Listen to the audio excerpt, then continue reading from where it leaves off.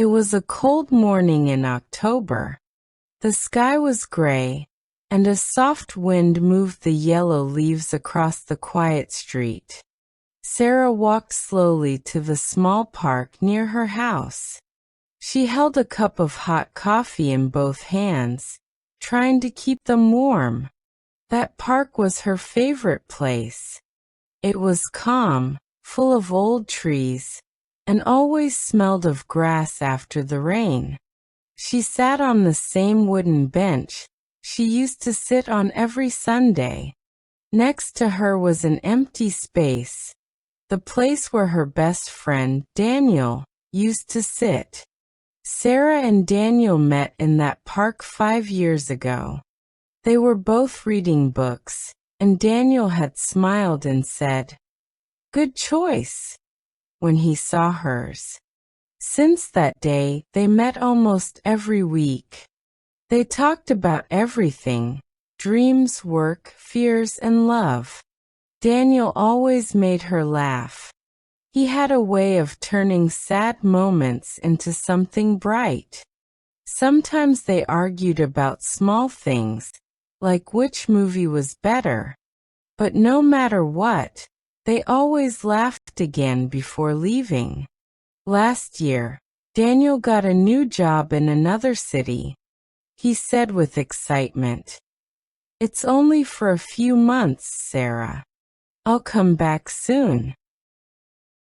She smiled and wished him luck. But inside, her heart felt heavy. Months passed and Daniel didn't return. They called and texted at first, but soon the messages came less and less. Sarah thought he was just busy. She missed their talks, their jokes, and their long walks in the park. Every Sunday, she still came to the bench. She always left a small paper cup of coffee beside her, just like before. Then one morning, she found a letter in her mailbox. It was from Daniel. The handwriting was shaky and hard to read. He wrote, "Dear Sarah, I'm sorry I didn't tell you earlier. I'm sick and I'm in the hospital. I didn't want to make you sad or worried." Sarah's heart sank. Her hands trembled as she read the words again and again. She packed a small bag, caught the first train to his city, and looked out the window with tears in her eyes. When she reached the hospital, she ran down the white hallways, asking for his room. Her heart was beating fast, afraid and hopeful at the same time. Daniel was lying in bed, pale but still smiling.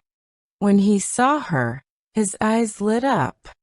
"Hey," he whispered. "You came." Sarah took his hand gently. "Of course I came. I should have come sooner." Daniel smiled weakly. "You're here now. That's what matters." They talked for hours, about the old days, about the park, and about the things they never said. The room was quiet except for their voices and the sound of the heart monitor. As the sun began to set, the light turned golden. Daniel looked at her and said softly, "Promise me you'll keep smiling." Sarah nodded, tears falling down her cheeks. "I promise," she said, holding his hand tighter. He smiled one last time, peaceful and calm. That was the last time she saw him. A week later, Sarah returned to the park. The air was cold again, and the leaves were falling like before. She sat on their bench and placed a small white flower where Daniel used to sit. The wind blew gently, and she felt as if it was his voice whispering her name.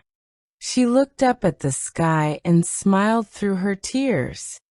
"I kept my promise, Daniel," she whispered softly. "I'm still smiling before you go."